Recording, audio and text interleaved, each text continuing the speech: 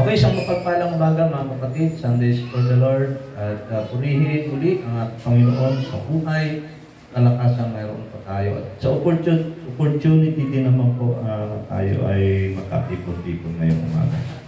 And without further ado, tumayo na po tayong lahat ang ating pong buksan, ating banal na kasulat dito po sa aklat ng mga hukom. Chapter 6 po ito, verse 13. Are you there? Okay. Sabay-sabay po nating basahin. And Gideon said unto him, O my Lord, if the Lord be with us, why then is all this befallen us?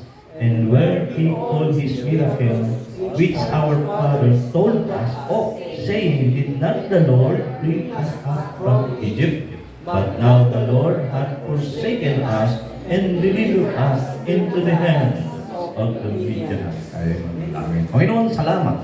Kami po ay nagagalak. Kami ay po ay palakas pa. Salamat po sa pagtitipon na iyo, na ito. Ang araw na itinamin upang katagpuin ka namin, Panginoon, at pakinggan ang iyong tinig sa umaga. Alisin mo po anumang hindrances, mga distractions sa amin pong kapaligiran. At maging ang gawa ng tao ay aming tinatakwil at sinasaway siya ng mali sa aming presensya o umampala. Christ's name we pray. Thank you and be seated. Okay, yun nga po, ano? Ang ating paksa may kinalaman doon sa panghihina ng ating kalooban or discouragement. At ang ating pag-uusapan patungkol sa paksa na yan ay overcoming discouragement. God's way. It implies there are times ating buhay, nilalabanan na mag-isa discouragement, which is wrong. Ha? So alam nyo, maraming Krisyano ngayon na meron tinatawag na modern day wine press. Alam nyo ba, historically, itong si Gideon, nandun siya sa yung wine press, yung pisaan ng ubas. Hindi para mag-pisa ng ubas, kundi para mag-iik ng web. No? Bakit? Kasi yung wine press, medyo malalim yun. Eh bakit? Eh kasi nga parang hindi siya makita ng mga media, eh nagtatago siya out of fear. O tayo ganun din, ang wine press natin, taguan. Minsan, outwardly, parang strong tayo. Pero durug-durug na tayo. Sanayan natin pakita sa mga tao. Pero kailangan makalaya.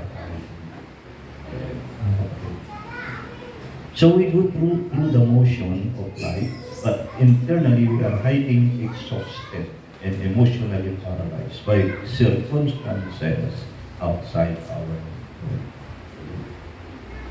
control. So yung sa Hebrew, startsman, how hot, meaning to be dismayed, cracked, or broken in pieces. Nag-ibig sabihin yun. Kung ikaw mag-diskurahin sa salitang Hebreo, yung bang broken into pieces ka? Imagine yung isang baso na nabagsak, umabot. Grabe na yan.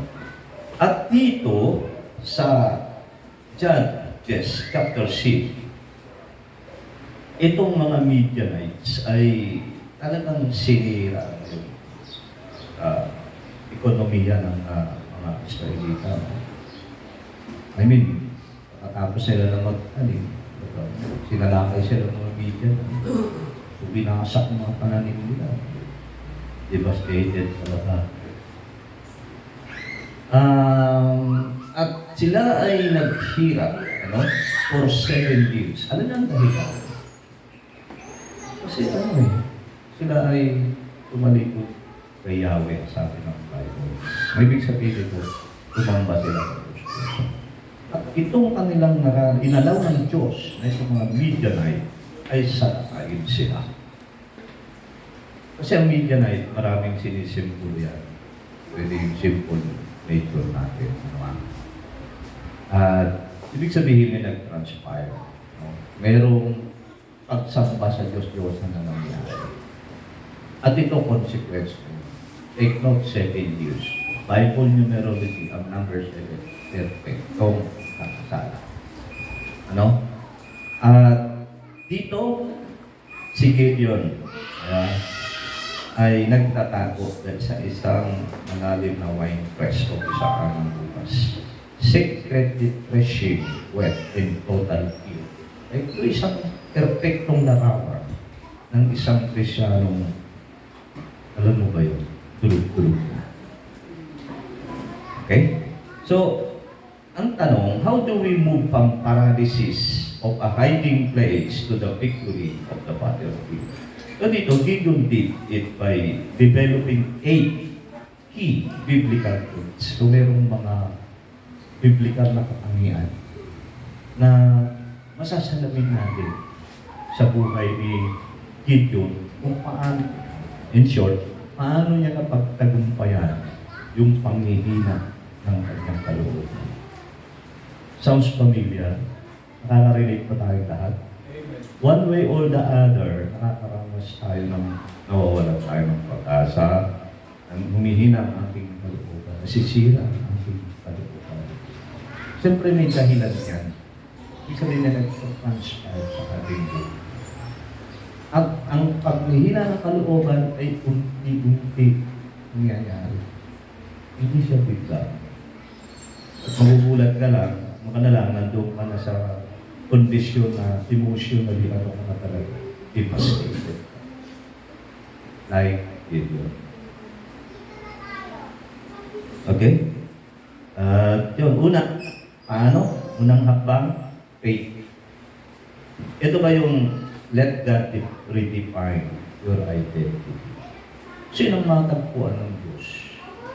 Si Gideon nandun sa wine spread. Nagtatanong siya. At the same time, for survival. Siya ay nagtatrabaho para makasurvive. No? Pero, under attack na siya ng Midianite. Kasi maraming Midianite sa buhay natin eh. It could be fear. It could be doubt. It could be discouragement. Amen? Ito pinakahigpit natin kalaban ng ating sarili. At sabi ko kanina, may nagtaas. Meron tayo. Ano kasi ang Diyos-Diyosan eh? Baka sabihin nyo, hindi, pastor, di naman ako sumunod. Hindi, yung inuna mo, ang ibang bagay ay sa Diyos. That is idolatry. May nag-transpire na gano'n. Kaya, sinalakay ka ngayon ng Midianite mo. Yeah. Nandun ba ngayon sa isang wine stress, katulad ni Gideon, nagpatago. Pero totoo, discourage ka. Amen? At dito, ang unang hakbang, hayaan mo na i-define tayo ng yung real value natin ng kung ano yung sinasabi ng salita ng Diyos. Hindi dahil sa ating past failure. Ako nga, nakukuha ko sa akin ito habang ginagawa ko yung motor. Talagang kitang-kita ni Mrs., pawis na ako. Wala na, ubus na ang lakas ko, ubus na ang talino ko, okay? Pero I have to. Talagang, hindi ko matanggal yung gulong. Na-stop up na. Meron na kasi kalawang. Dumikit na eh. Dumikit na siya.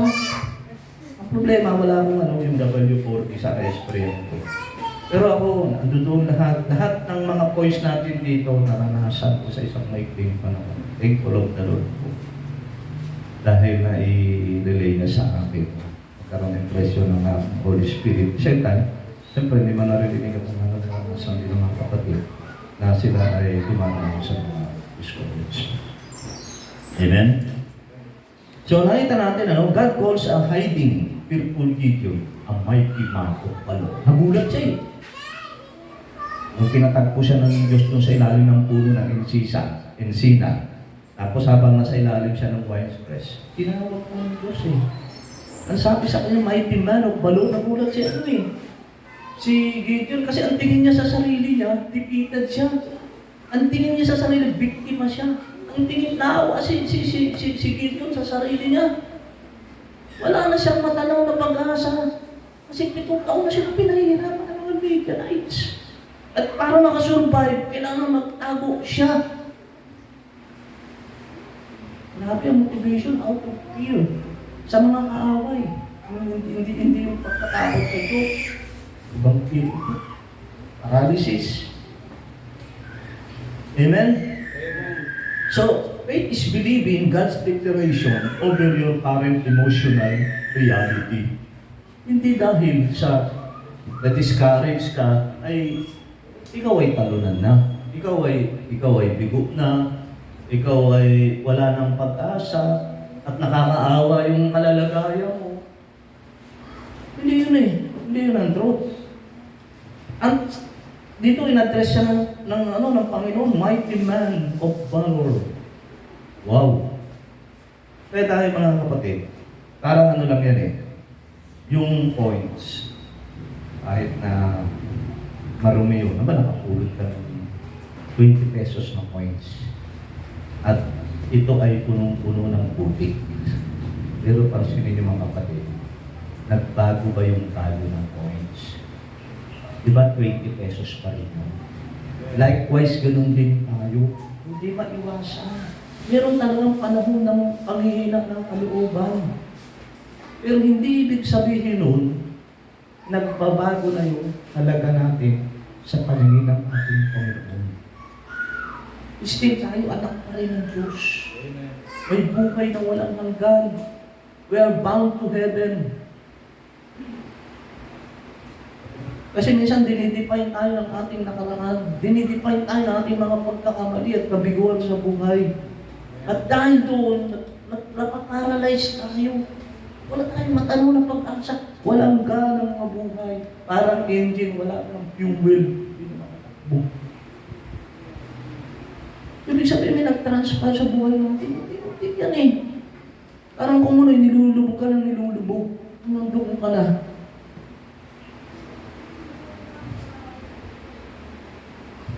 So if you wait until you feel courageous to act, discouragement wins. Faith looks at God's future promise, not past failures. So huwag mong hintayin na ikaw ay magkaroon ng lakas ng loob sa kakapagkikilos. Mananalo ang discouragement. Ang tingnan mo dito yung pangalan ng Diyos. There are approximately 7,000 promises of God for men, especially sa Christian. Some are conditional, some are conditional. Okay?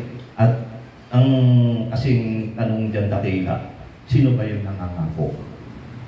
Sa Diyos na yung hindi makapagsisipa dito. Hindi tayo tinawag ng Diyos para maging bigo. Amen? Umawala ng pag-asa. Kailan nangyari na nawala tayo ng pag-asa? Punong-puno tayo ng pag-asa. We are hopeful. Because of God's word. Daming promises. So mga kapatid, stop letting your current struggle define your worth. Declare what God says you are. Di ba tayo pinili para mag-import? Pinili tayo para magtagumpay. Sabi ng Bible sa Rome, we are more than conquerors. Higit pa tayo sa mga mapagtagumpay. How come na may nag-transpire? Nakita mo yung sarili mo sa isang kalalagayan na hopeless ka, helpless ka, at naparalyze ka na doon, nandutong ka sa wine-press mo, nagtatago. Out of fear? Katulad ni Gideon. Pero nung pinatagpo siya ng Diyos, man of valor. Yung palang identity mo eh, sinasabi ng salita ng Diyos, hindi yung pinagdadaanan mo ngayon. Hindi ka yun. That's the lie of the devil. Hindi nagbabagong salita ng Diyos na will forever. Kung ano sinasabi niya tungkol sa ating sarili, yun tayo talaga, yun yung salamin na nagsasabi ng katotohanan kung ano itsura natin sa harap ng Diyos. Kahit anong sabihin ng mga tao na tayo ay failure tayo, okay? Hindi magbabago ang ating halaga. At hindi tayo nire-redefine na ating nakaraan at kabiguan sa buhay. Amen? So stop letting your current struggle define your worth. Declare what God says you are. We are more than conquerors. Sabi nga ng Hebrew 11:1, now faith is the substance of things hoped for, the evidence of things not seen. Pangalawang step, paano na-overcame ni Gideon ang discouragement? prayer. Yan. Habang gumagawa ako dyan, andun na ang panalangin ko, Lord, bigyan mo ko ng wisdom, bigyan mo ko ng strength. Wala, push na ako eh. Bigyan mo na strength. Ang dami kong panalangin. Pour out. Ito ba yung i-boost mo? Yung honest grief. Katulad ni Gideon, sinabi niya, si Gideon naghahanap ng miracle eh. Nasaan na yung miracle? Di ba? Asan na yung mga pangsabi ng Diyos? Yung sinasabi sa amin namin, ng mga ninuno na galing kami sa land of slavery sa itong nabiyak ng dagat, nakarating kami sa promise niya. Di ba, minsan ganyan tayo? Meron tayong mga panalangin. Until now, dito sinasagot ng Diyos. At nagdadawat tayo. Pinahanap natin yung dalapin ng Diyos. Amen. So dito, Gideon demands, sabi niya, ulitin ko sa verse 13, if the Lord be with us, why then is all this befallen us? Where be all these miracles? So talagang, hindi naman nagalit ang Diyos eh, nang magtanong si Gideon. Discouraged naman eh. Diba? So, God does not want polite rehearse prayer. He wants honesty. True prayer is an act of raw intimacy. Sabihin mo sa Diyos, pinagdaraanan mo. Sabihin mo, aminin mo sa Diyos, gaano ka kahina. Gaano ka kawalan ng karunungan. No? Aminin mo sa Kanya na hindi mo na alam ang gagawin mo. Hindi ka na makapagpatuloy pa. Okay? So, importante tayong mananalangin kasi a pressure cooker will explode if the steam has no release valve. Oo, di ba? Ibukang yung rice cooker. Kapag walang valve, yung lalabasan ng pressure, sasabog yan. Ganun din tayo. Pag napuno tayo at wala tayong panalangin, sasabog tayo. Ibig sabihin, ang panalangin, ito yung source divine release ng valve natin. Kapatid. So, bring your why directly to the altar. God does not reject you or your hard question. Dali mo sa Diyos. Yung lahat ng bakit mo. Diba? Hindi masama magtanong. Taong nag-iisip ka lamang. Bakit umatik sa punto na discourage ka? Ano yung nag-transfer sa buhay mo? According to the context, yan ang nangyari pagsampa sa Diyos-Diyosan. Noon, literally, visibly, tangibly, ang idol ay graven images. Ngayon, hindi. Ang whether are the glories and the are. I mean, kung ano yung mas pinarioritize mo kaysa sa Panginoon. That is your right. So, pag may nangyari ganun din, iaalaw ng Diyos na nakayin ka ng media na defenseless kayo. Wala, di ba? Protection ng Diyos sa'yo. Kasi may paksuway na nangyari. Ngayon, pagdating mo doon ngayon, hindi mo maunawaan ang sitwasyon. Lord, bakit nangyari ito? Kung ikaw, kasama mo kami. Ba't nangyari sa amin ito? Inabandonan mo na yata kami. Asan na yung mga pangako mo? Asan na yung sinasabi ng Bible, yung mga testimonies ng aming unang mananampalataya na nasusulat? Hinahanap natin yung miracle ng Diyos sa buhay natin. Mga panalangin na hindi pa sinasagot ng Diyos. Mga kapit. At sabi nga doon sa Lamentation chapter 2 verse 19, pour out thine heart like water before the waves the Lord. Ibulakas mo, isapo mo sa Diyos lahat ng mga katanungan ng umaasa na ipaunawa sa iyo. See, we don't see the big picture. Pag tayo nag-go through sa isang sitwasyon o kondisyon ng ating buhay na mahirap, hindi natin makita. Hindi natin makita yung pagkilos ng Diyos. At ang tendency natin is, pwede mag-complain tayo or magtanong tayo sa Diyos. Naabandona mo na ba kami? Hindi, ang totoo niyan, tayo mapansin sa Diyos. Right? Hindi maaari magkamali ang Diyos sa kanyang piling sa amin, mga kapatid. It is with that abandoned ka. Therefore, consequence na lang itong ating nararanasan. Number 3 step, paano ba? Na-overcome ni Gideon and discouragement? Humility. Ito ba yung rely on His presence at your capacity? Diba? Tignan natin sa verse 16, 15 and 16. Gideon object that his clan is the weakest and he is the least. Nung sinabi, in-identify ng Diyos yung tunay na identity ni Gideon na siya is more than conqueror. Si Gideon, ang reaction ni Gideon, mahina ako sa namin, pamilya, yung aming tribo, pinakamaliit. Kita nyo? Tingnan mo yung mindset ni Gideon. Tingnan nyo yung ginawa ng discouragement sa kanya. Ang tingin ni Gideon, ang tiit ka na. Lord, hindi ko kaya, liit ko Kasasabi lang ng Diyos.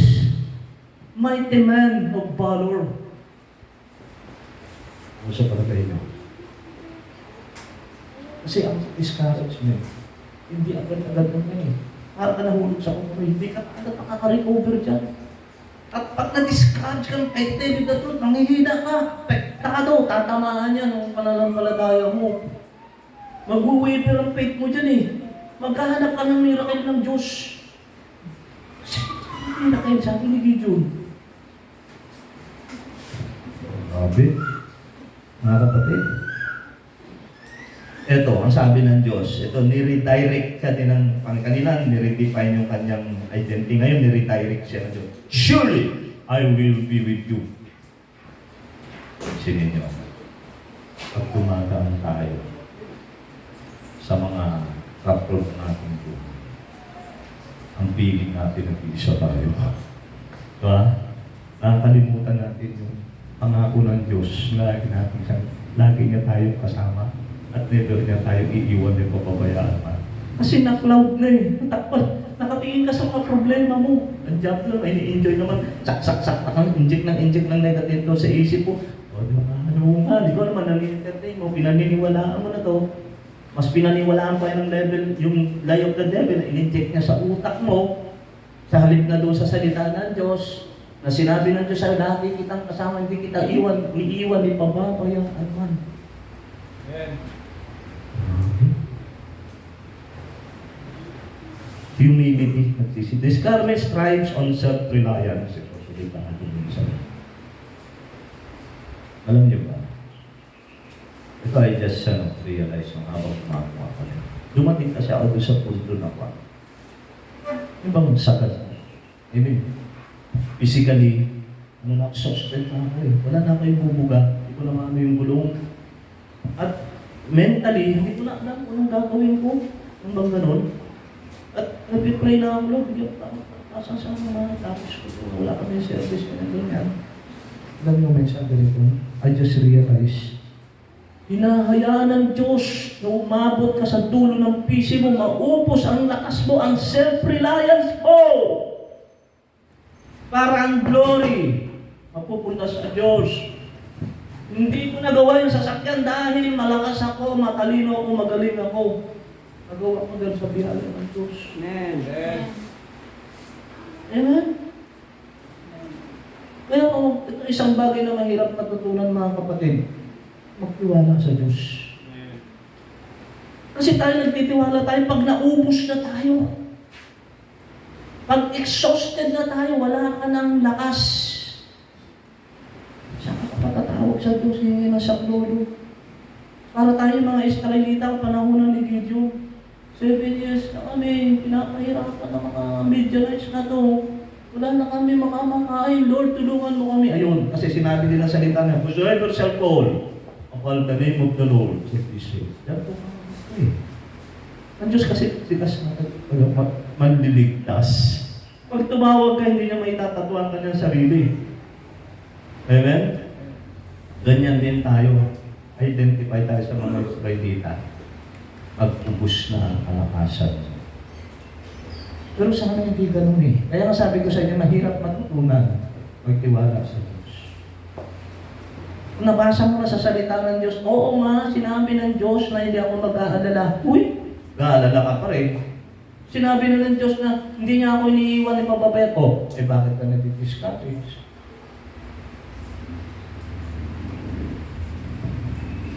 True humility means admitting weakness to God's power and take over. Ano ba yung sinabi doon sa 2 Corinthians? Ito, ano to? Echoing. 2 Corinthians 12:9. My grace is sufficient for thee, for my strength is made perfect in weakness. Kailan?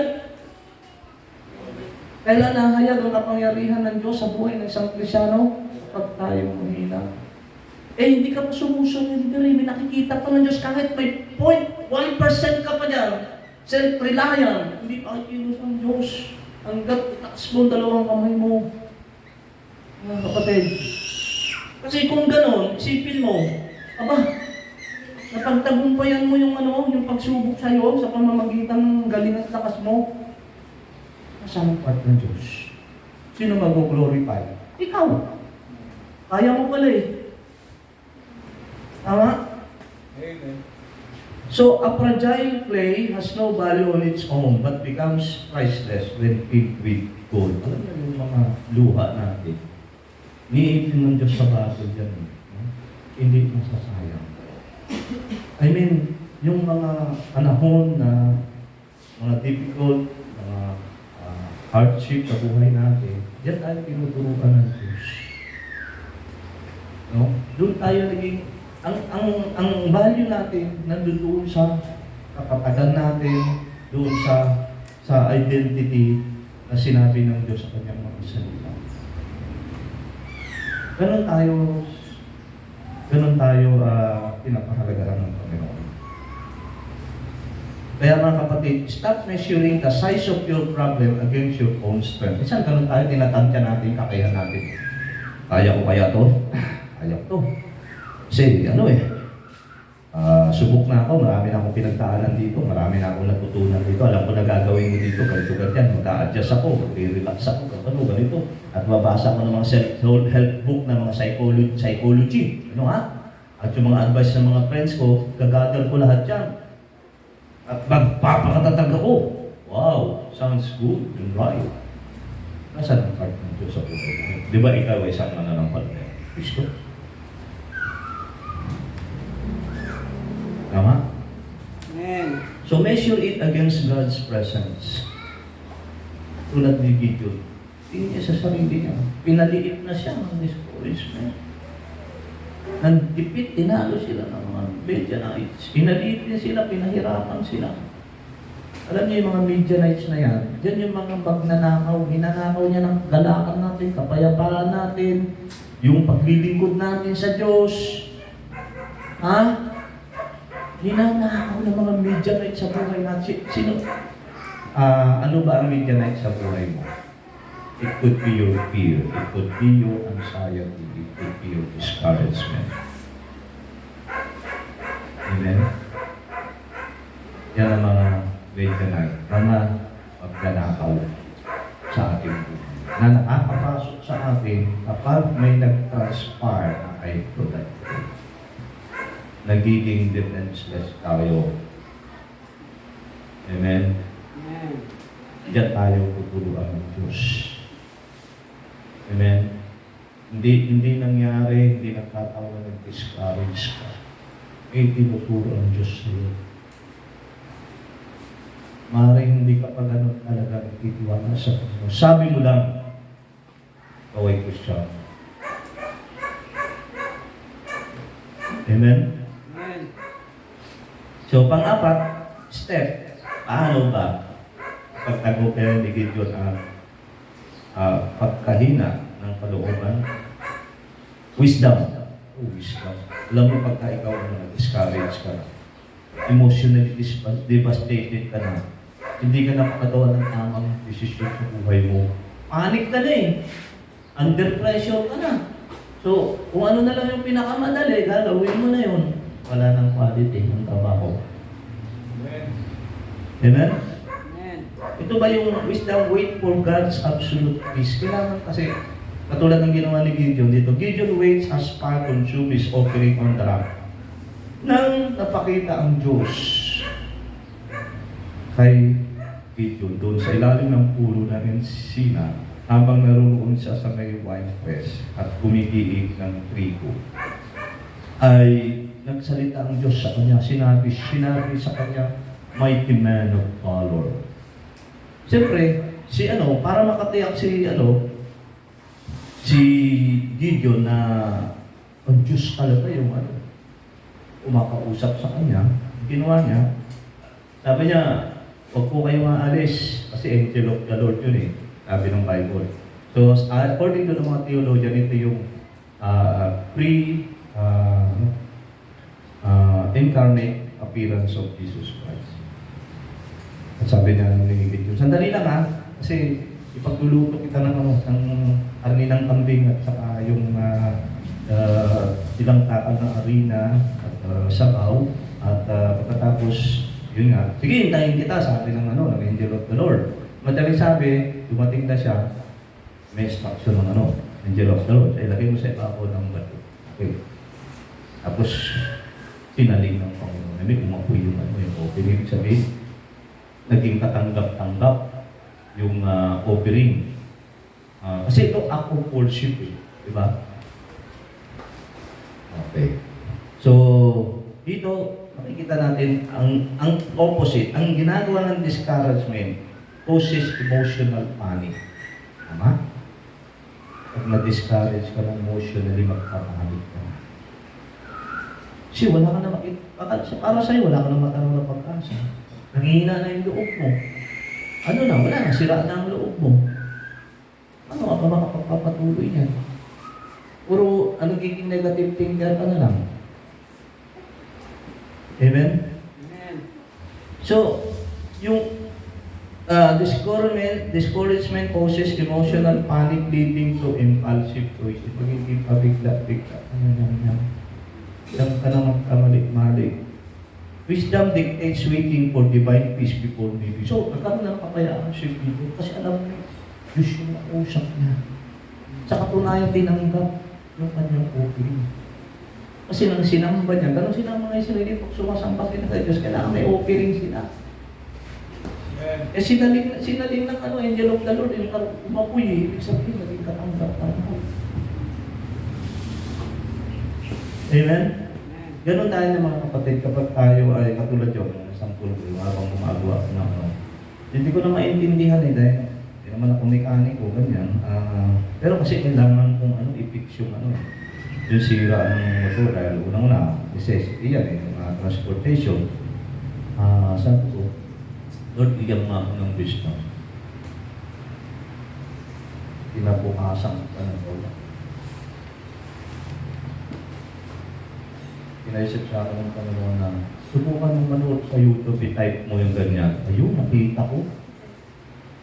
Nakita ko yung diferensya, yung gulong pala doon sa likuran. Baliktad yung baliktad yung pinaka-spacer kasi pag nabaliktad pala, pag tinigpitan ko yung nut, hindi ikot yung gulong. Tingnan nyo, ang liit lang. Ang liit na problema, pero ang laki nung sa akin Yung setback sa akin kasi wala akong service. Baliktad. Ano ang mensahe mo dito? Parang maling pagpaparioridad to Ayun. Nangyari, balik ako kay Gideon. Ayun ang nangyari. Ito kasi ang dapat. Dapat ang sambahin ng mga Israelita yung si Yahweh na nagligtas pa rin. Kaya nangyari, sinamba nila si Baal saka si Asherah. God of storms, goddess of fertility. Mga Diyos-Diyosan. Kasi kung saan sa Panginoon, pinapaalam niya pa sa akin.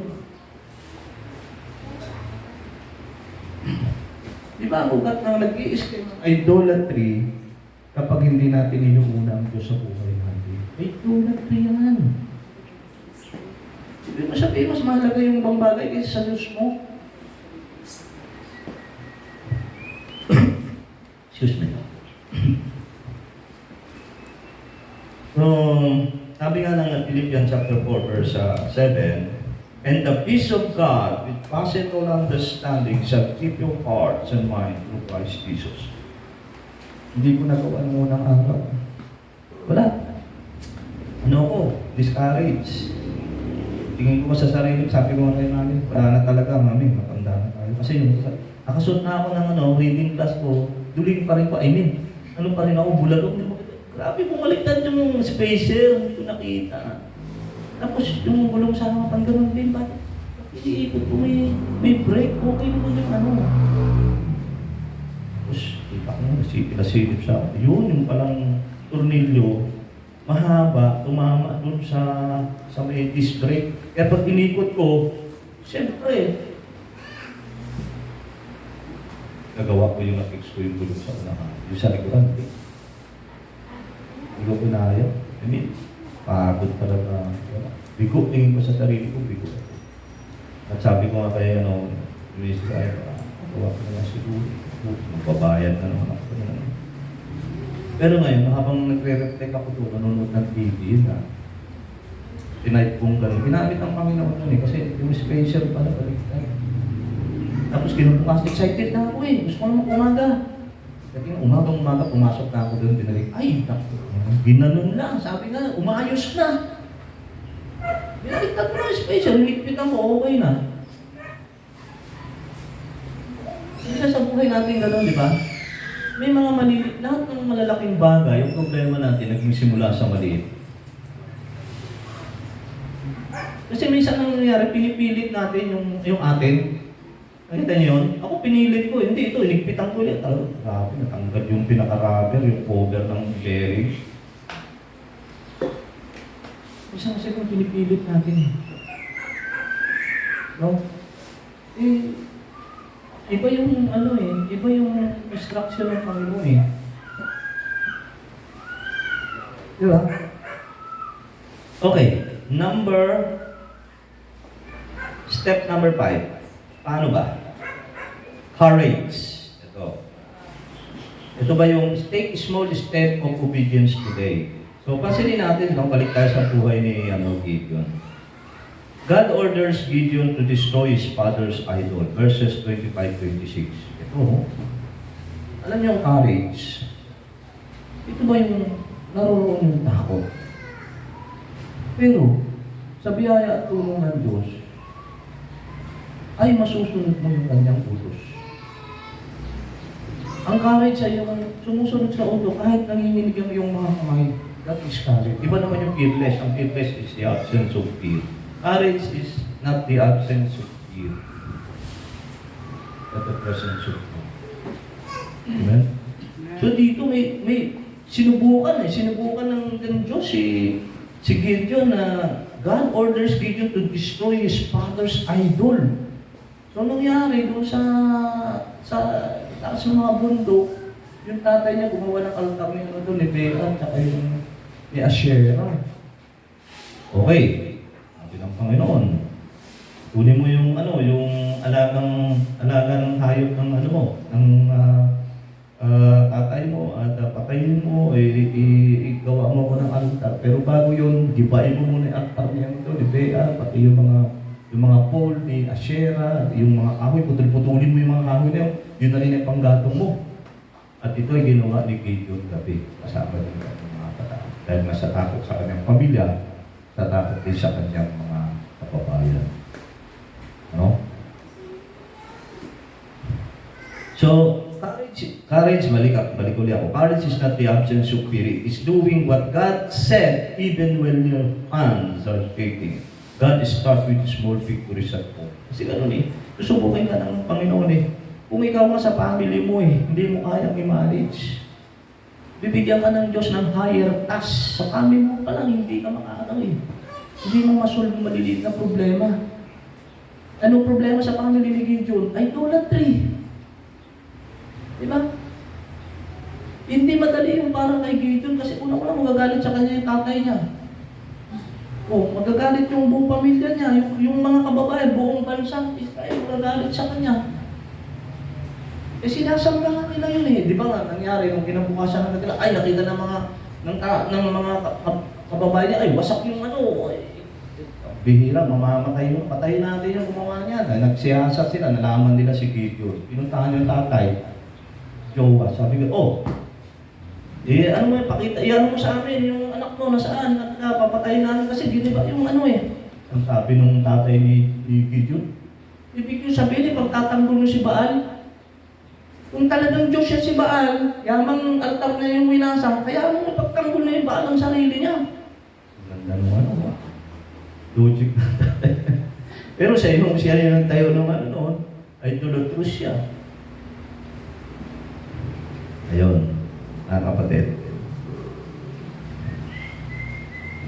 Parang ano lang yan eh, yung mali, kasi ganito ang prinsipyo.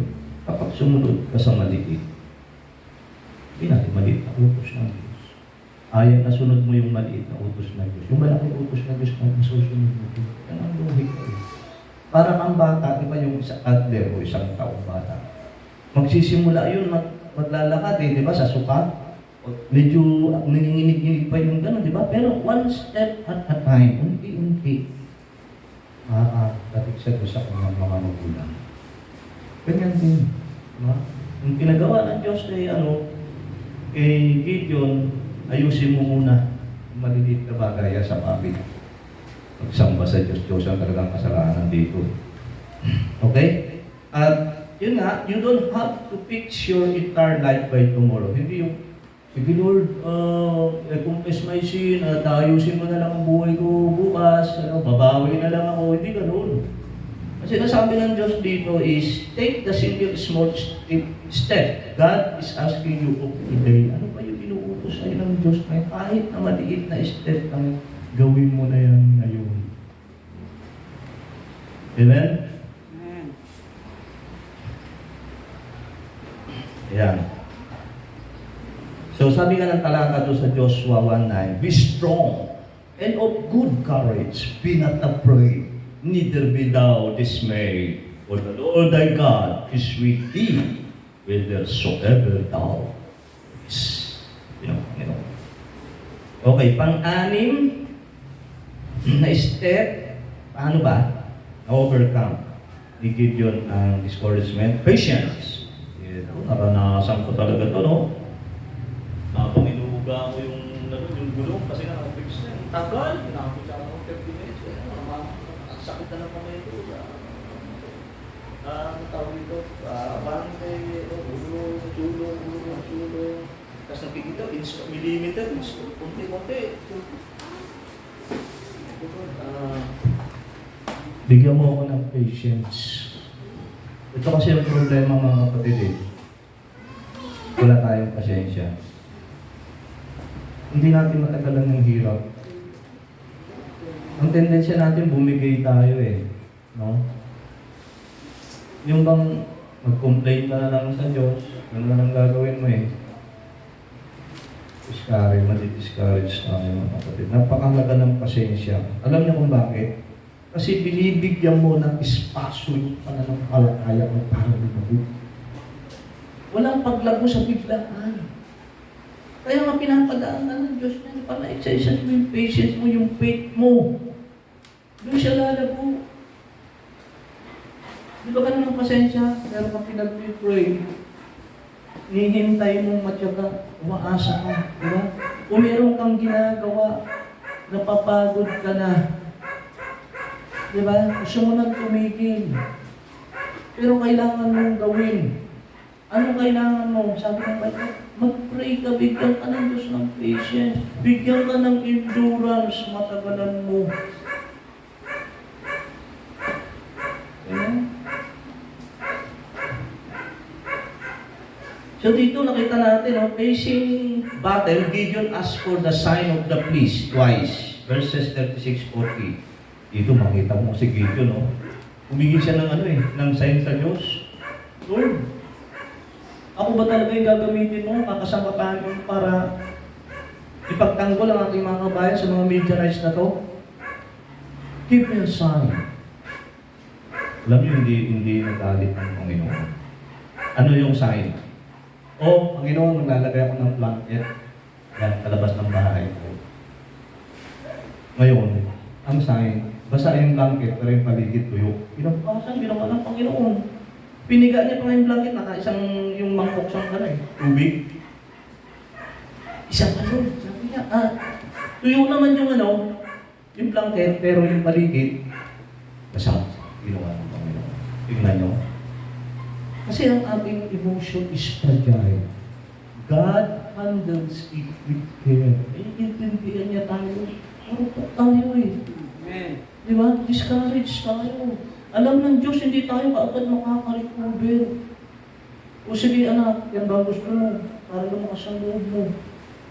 Bibigyan kita ng sign na ikaw ang kakasangka dito. Para kita sa mga kababayan mula sa mga meteorites na to. Amen? Amen.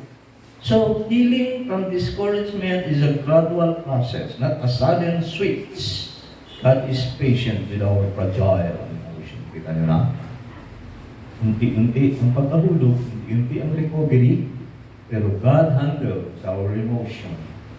Kasi nga, it is fragile. Parang ano lang yan, pag yung isang pasyente na na-traumatize, meron tinatawag tayong mga physical therapy, pero unti-unti yan. Unti-unti yan na nakaka-recover siya. Pero may mga pagkakataon na pumapalik yung kanyang trauma. Di ba? So, ganun din tayo, no?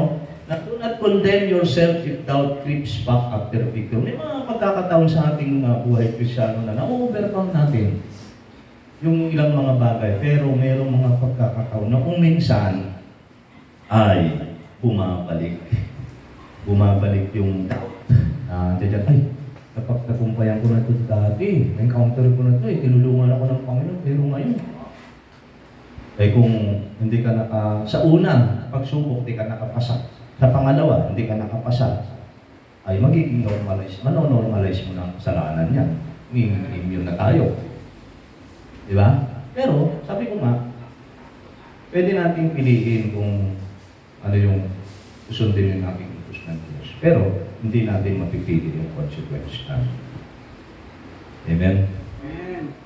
So, yun nga, hayaan natin, i-build ng Diyos yung ating endurance. Kaya importante ang pasensya. Kapatid, doon sa Galatians 6:9, and let not be weary in well-doing, or in due season we shall reap if we faint not. Amen. Okay. Number 7 step. Strength. Ito yung sinasabi ko na, pabalik-balik ako dito. Sabi ko sa inyo mga kapatid, yun nga, mahina po talaga tayo. I mean, limitado tayo sa ating physical strength. Kahit yung mga emotional strength natin, dumadating sa punto ng ating buhay na nauubos ng ating kalakasan. Nag-detree. At doon dumarating ang tinatawag na discouragement. Ano po?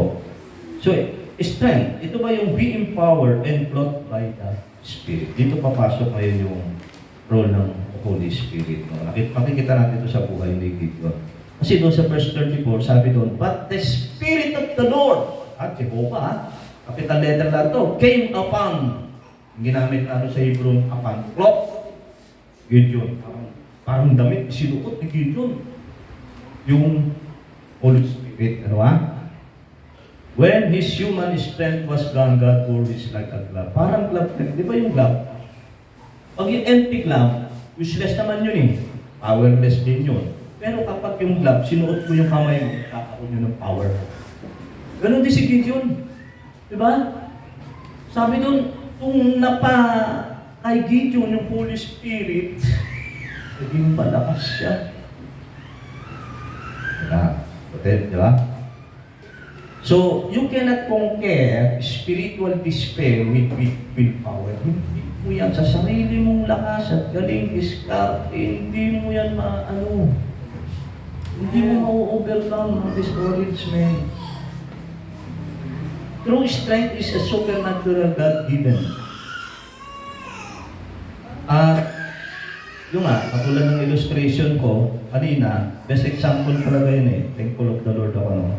Simple lang, pero rock, habang tinatanggal ko yung gulong, basang-basa ako na. Mula ulo hanggang lahat ng singit, basang-basa ang damit ko, basang-basa. Hindi ako tumitigil. Pero alam ko sa sarili ko, wala na, pagod na ako. Nag-pray pa ako, sabi ko, Lord, bigyan mo akong strength. Alam niyo, unti-unti, natanggal ko rin yung gulo. Pero hindi dahil sa lakas ko. Sinag-pray ko eh. Humingi ako ng strength para makapagpatuloy. Ganun din sa ating buhay Kristyano. No? Kung without the grace of God, hindi tayo makapagpapatuloy. At pag nag-rely tayo sa sarili nating kalakasan, darating ang panahon, mauubos tayo mga kapatid. Babalik na naman yung discouragement sa ating buhay. At kung questionin na naman natin ng Diyos, bakit ba nangyari ito? Ang totoo, tayo nagkulang sa Panginoon. Hindi tayo nagtiwala sa Kanya. Hindi tayo tumawag sa Kanya. Hindi tayo humingi sa Kanya ng saklolo sa panalangin. Hindi natin inamin na hindi na natin kaya. Sabi ko nga kanina, hindi mahayag ang kapangyarihan ng Diyos sa buhay natin kung may natitira pa tayo 1% kalakasan. Nagbigay ka pa sa sarili mong lakas. Kailangan maubos tayo. Kaya nga, huwag nating magkaroon tayo ng bagong perspektibo na huwag nating tignang negatibong bagay ang discouragement na naranasan natin sa bakit? Kasi may purpose ang Diyos. Meron siyang ginagawa sa ating buhay. I mean, diyan ka kakatagpuin ng Diyos. Diyan mo mararanasan yung strength na nagmumula sa Diyos. Nasa dulo lang ng dila mo kung mananalangin ka, magpapakumbaba, hindi ka ng malakasan. Pero aminin mo sa Lord, Lord, di ko na kaya. Antayin mo lang, I surrender all. Antayin mo na yun. Pero kapag lumalapang ka pa, ayaw mo pa itaas ang dalawang kamay mo, sabi ng Panginoon, ayaw mo pa pala eh. Ayaw ko pa ito. Hindi ka pa tumatawag. Yun ang batas ng langit, hindi ka pa tumatawag eh. Ito gano'n. Pag hindi ka humingi, hindi ka bibigyan ng Diyos. Prayer is asking. Asking, humingi tayo at asking God for strength. Para masustain ko ka. Amen. Amen? Sabi nga sa Isaiah 40 verse 20 na, He giveth power to the faint and to them that have no might. He increaseth strength. Kita nyo na? Sino yung bibigyan ng Diyos ng kalakasan? Yung malakas na? Hindi, yung wala. Okay, panghuli. Salamat sa Panginoon. Submission. Ito ba yung surrender of the spirit to the sovereign God? Merong may ginagawang istorya ang Diyos sa buhay mo. Gusto niya maging maganda ang patutok mo. Ikaw, inaano mo pinipigil mo. Diba? Kasi you don't see the big picture. Ang nakikita mo yung mahirap mong sitwasyon, yung ang tendency mo magreklamo ka, ang tendency mo questionin ng Diyos, ang tendency mo hanapin ang mga miracle ng Diyos. Tapos ako-sama mo ka ng Diyos na inaabandona ka na. Dahil pili mo nag-iisa ka na. Pero you don't see the big picture behind the scene. God is working. Gumagawa siya ng istorya sa buhay mo. Magiging magandang istorya sapagkat ang Diyos ang maitataas, ang mag-glorify. Dahil dadating ka sa punto na sagad-sagad ka na, wala ka nang hindi na kaya na, mentally drained ka na, physically exhausted ka na, okay? At lahat yun, sabi ng isang talata sa Sabi is remember. In times of trouble, sabi niya, tumawag ka sa akin. And thou that will glorify me. Sabi ng Diyos yun eh. Amen? Dito makita natin Gideon stripped Gideon army from 32,000 down to 300. Dahil kinasihan na ng banal na espiritu si Gideon, i-blow niya yung trumpet. So narinig ng ibang mga tribo. At nanawagan si Gideon, para siya yung organizer. Magsama-sama na tayo mga kapatid. At once and for all, salakayin na natin ng ito mga Midianite na to. Kasi, ganun si Gideon nangusap sa akin ng Panginoon. At ako ang gagamitin. Natiyak ko na ito, humingi na ako ng sign. Lahat, pati yung aking offering, tinanggap niya na rin. Si Gideon, bago yung huling sandali, nag-ano pa eh, yung, dahil nga, grabe yung ginagawa ng discouragement, di ba? Yung mindset ni Gideon, talunan, tingin niya sa sarili niya, maliit. Sa huling sandali, nang hina pa rin ang loob ni Gideon. Andyan na yung blanket, pinakita na. Yung offering na, tinats ng Panginoon, tinanggap. Nagtanong pa rin siya, Lord, ano ba talagang gagamitin mo?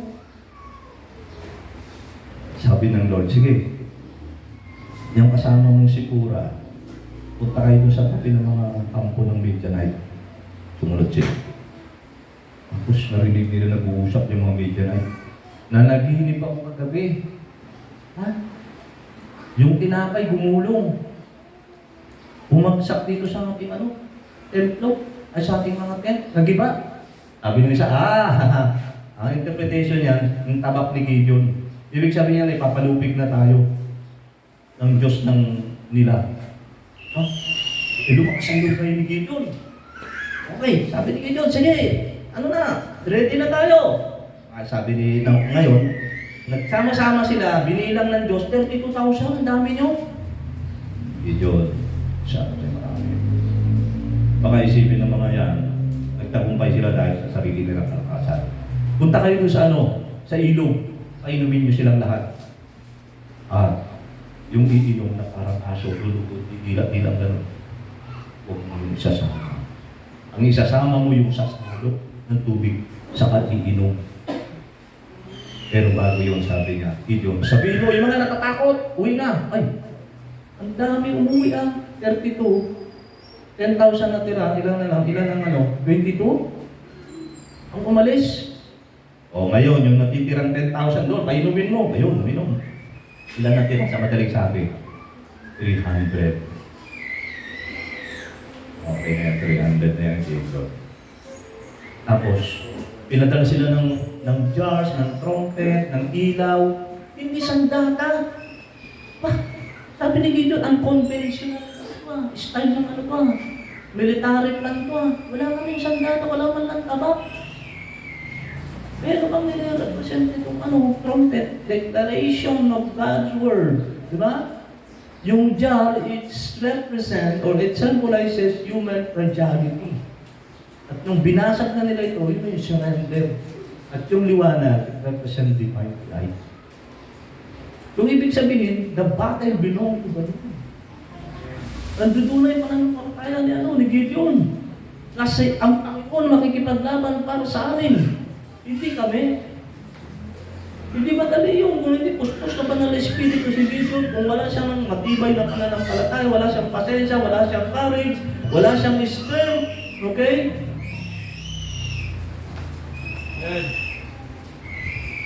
Okay.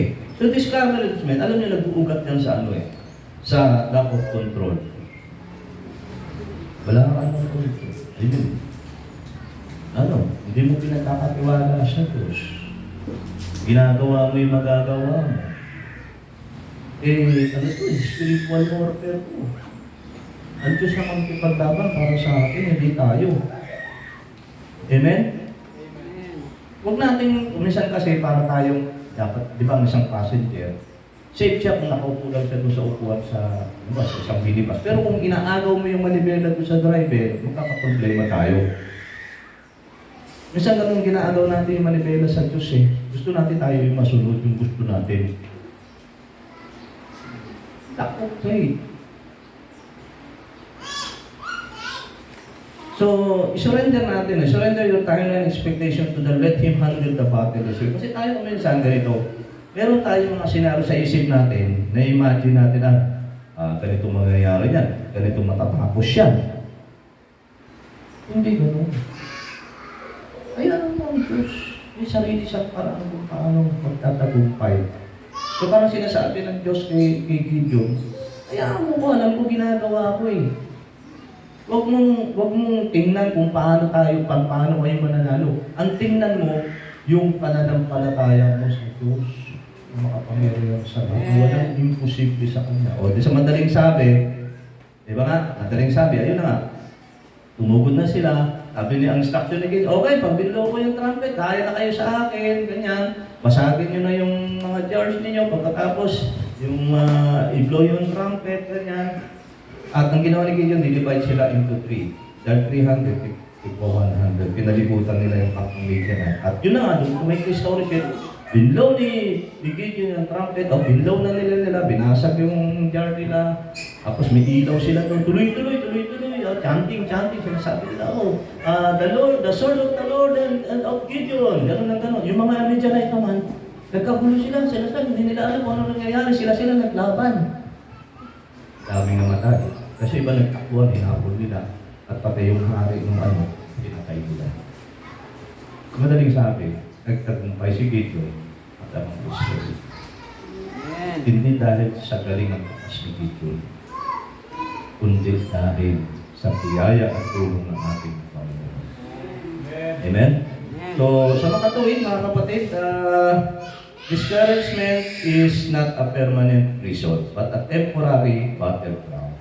God transforms broken vessels through faith, prayer, humility, wisdom, courage, patience, strength, and submission. Na-transform tayo kapag tayo ay discouraged. Para tayo nasisiglan ng wasak. Yan ang ibig sabihin ng discouragement pa sa Hebrew. How hot broken into pieces. Bubuin tapos. True, sinabi ko sa iyo, yung pananampalataya mo, yung panalangin mo, yung karunungan, yung courage, yung patience, yung strength, and submission. Okay, so ibig sabihin mga kapatid, your exhaustion does not mean God has abandoned. Hindi dahil pagod ka na, o bigo ka, pinabayaan ka na ng Panginoon. Ang ibig sabihin lang nito, you reach the end of human strength. At dito magsisimula na mahayag ang mapangyarihan ng Diyos sa buhay at nasabat ka na. Amen? So yun nga, it is very important to trust the Lord all the time. No? Bring Him your honest prayer. Take one small step obedience today, and let the Holy Spirit clothe you with the battle. Amen? Okay, God does not call the qualified. He qualifies the called. So, step out of the wine press. Tapos na tayo. Just sa taguan natin. Ano ha? Heaven is declaring over you right now. The Lord is with you. You, mighty warrior. Yung po ang mensahe ng Diyos sa atin sa tanghaling ito. To God alone be praise for it.